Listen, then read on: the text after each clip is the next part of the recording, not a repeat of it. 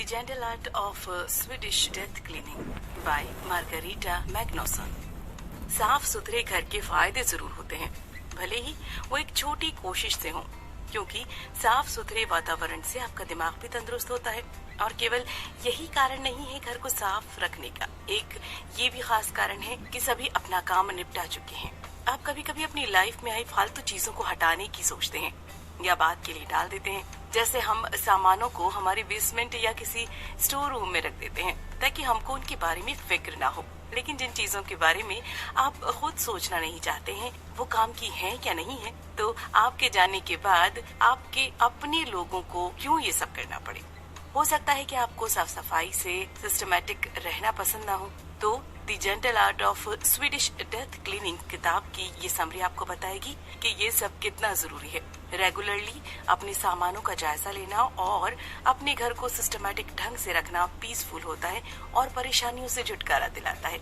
इसके अलावा आप जानेंगे क्यों हमें अपनी संपत्ति को बेचने की बजाय से संभाल कर रखना चाहिए, कैसे डेथ क्लीनिंग परिवारों को जोड़ने में मददगार होती है और कैसे थ्रू अवे बॉक्स आपके परिवार को परेशान नहीं होने देगा। पहला सबक, डेथ क्लीनिंग आपके मरने से पहले आपसे रिलेटेड सामानों को क्लियर करने का एक स्वीडिश तरीका है। क्या आपने कभी ये सोचा है कि जब आप संसार से जाने वाले होंगे तो आपके सामान का क्या होगा? जो भी चीज आप अपने पीछे छोड़ कर जाएंगे उन सबको संभालने की जिम्मेदारी आपके अपनों की है। अपनी सभी चीजों को संभालने में न केवल समय और कोशिश लगती है, साथ ही आपको मानसिक रूप से भी परेशान होना पड़ता है। अपनी जिंदगी के अंत को करीब महसूस करना बिल्कुल भी अच्छा नहीं लगता है, लेकिन इससे आप समय रहते अपनी विरासत को कैसे संभालते हैं ये तय कर सकते हैं। स्वीडिश लोग इसे दोस्तांडिंग या डेथ क्लीनिंग कहते हैं। ऐसे बहुत से कारण हैं जिसकी वजह से आपको अपनी घर की सफाई करनी चाहिए, अपने सामानों को कम करना चाहिए। हो सकता है आप अपनी कोई खास चीज खो दें, या आपको ब्रेकअप या तलाक देना पड़े, या छोटे घर में रहना पड़े, या नर्सिंग होम में शिफ्ट होना पड़े। एक लंबी लाइफ जीने के दौरान 17 बार यात्रा करने पर ऑथर ने 1-2 बातें डेथ क्लीनिंग के बारे में सीखी। हर बार वो और अच्छे से समझती गई कि उनके पास कौन सी चीजें ही होनी चाहिए। आपको अपने परिवार के लिए चीजों को आसान बनाने के लिए बीमार या बुजुर्ग होने का इंतजार करने की जरूरत नहीं है। इसके बजाय आपको अभी से स्मार्ट तरीके से क्लीनिंग शुरू कर देनी चाहिए। डेथ क्लीनिंग जो तरीका है उसका मतलब है सिर्फ धूल हटाना या नॉर्मल सफाई करना नहीं है। ये ऐसी है जैसे आपको एक कड़ा ब्रश लेके बिना काम की चीजों को घर से निकाल देना है, जिससे आप अपनी लाइफ आराम से कम चीजों से ही सिस्टमेटिक तरीके से जी सकें। ये तरीका वैसे आसान नहीं है, इसके लिए आपको इमोशनली रूप से तैयार होना होगा और उसके आसान तरीके भी हैं। उदाहरण के लिए, जब ऑथर के पेरेंट्स नहीं रहे तब उनकी माँ का सुंदर ब्रेसलेट उन्हें मिला, लेकिन अब अगर वो उसे अपने पास रखती तो भविष्य में उनके 5 बच्चों में इस बात को लेकर झगड़ा हो सकता था कि उस विरासत के ब्रेसलेट को कौन रखेगा। जब वो डेथ क्लीनिंग कर रही थी तब उन्होंने ब्रेसलेट को भी बेच दिया। और वैसे भी उनके सभी बच्चों को अब ग्रैंड पेरेंट्स से कुछ न कुछ तो विरासत में मिला ही था, तो क्यों अपने बच्चों के बीच जलन और बुरी भावना पैदा करना। दूसरा सबक, डेथ क्लीनिंग करने के लिए सबसे छोटी जगह को हैंडल करें और फिर दूसरी चीजों और फोटोग्राफ्स को बाहर करें। सभी सामानों की एक डेथ क्लीनिंग करना ज्यादा भारी और दिक्कत वाला काम होगा। इससे आप काम में और भी देरी कर देंगे। तो चलिए सीखते हैं कुछ तरीके जिससे ये प्रक्रिया आसान हो सके। डेथ क्लीनिंग शुरू करने के लिए सबसे अच्छी जगह ऊपर या नीचे से है। ये बात इस पे डिपेंड करती है कि आपके पास बेसमेंट या अटारी दोनों है या नहीं, क्योंकि यहीं पे ज्यादातर सामानों का स्टॉक हो जाता है। आप भी ये ना भूल जाएं कि आपके सामने वाले अलमीरा में भी सामानों का स्टॉक है। भले ही ये कोई खेल के सामान हो या खिलौने जिनको आपने सालों से यूज न किया हो, एक बार सोचें कि कौन इनको आपके परिवार में यूज करेगा। अगर ऐसा कोई नहीं है तो दूसरे लोगों को बुलाइए और उनकी इच्छा अनुसार इन्हें ले जाने दीजिए, क्योंकि अब उन सामानों का आपकी लाइफ में कोई मतलब नहीं है। यह आपकी लाइफ का खास मौका होता है क्योंकि इससे आपका पूरा परिवार जुड़ जाता है। आप अपनी पुरानी चीजों से और अपनी यादों से उनको अपने बचपन की बातें बता सकते हैं। यह आपके लिए और आपके परिवार के लिए बहुत अच्छा है। आप अपने परिवार के और करीब आ जाते हैं और वो भी आपसे बहुत कुछ खास सीख जाते हैं।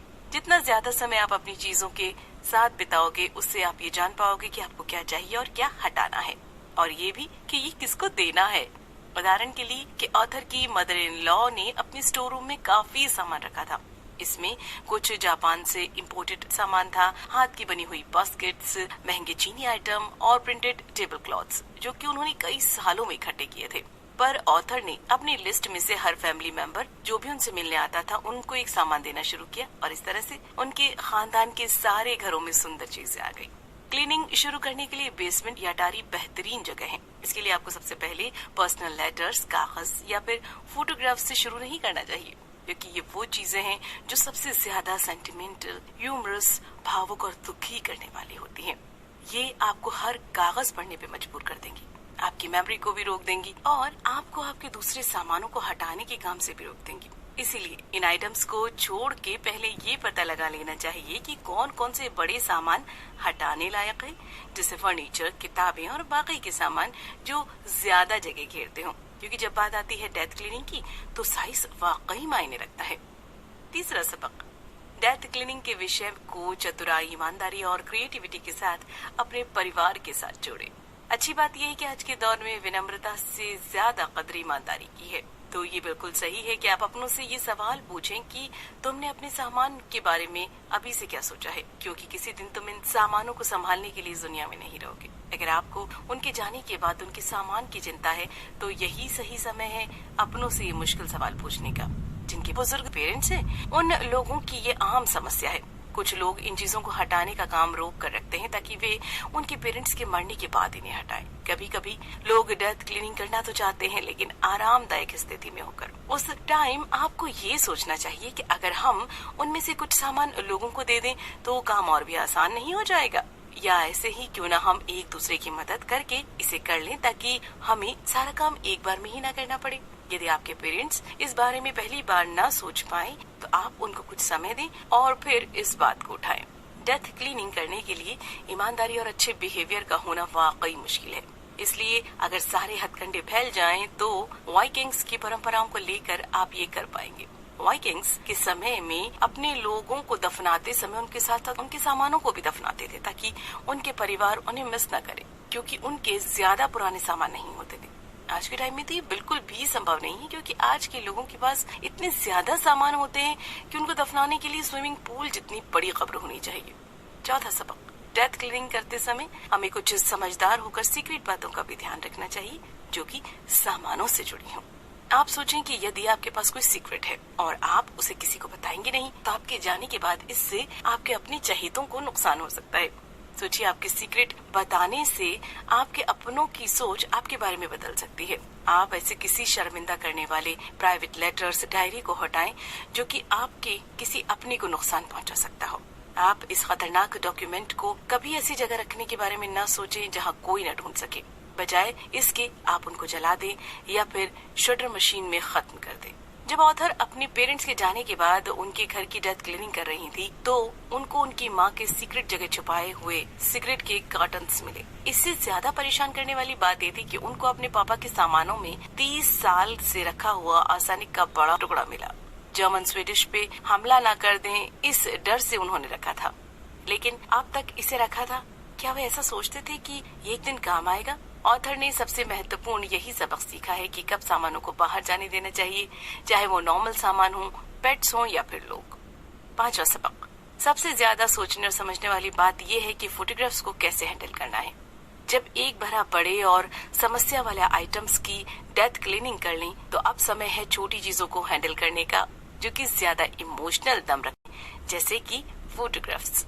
आपके जाने के बाद आपके पर्सनल स्नैपशॉट कलेक्शन आपके परिवार के लिए बहुत मायने रखता है। अब क्योंकि सभी की यादें अलग अलग होती हैं, आपने जो कुछ फोटोज खींचे हैं जरूरी नहीं कि वही सोच आपके बच्चों की भी हो, वो उनके कुछ और मायने निकाल सकता है।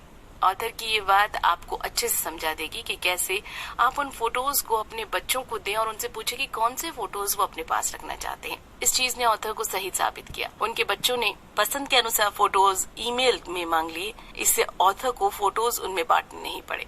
अब जब बात अपनी पर्सनल फोटोज की आती है तो ये कुछ टिप्स हैं जो कि इस काम को आसान बना देंगे। आप अपने फोटोज को डिजिटलाइज करें, उनको USB डिवाइस में रखें।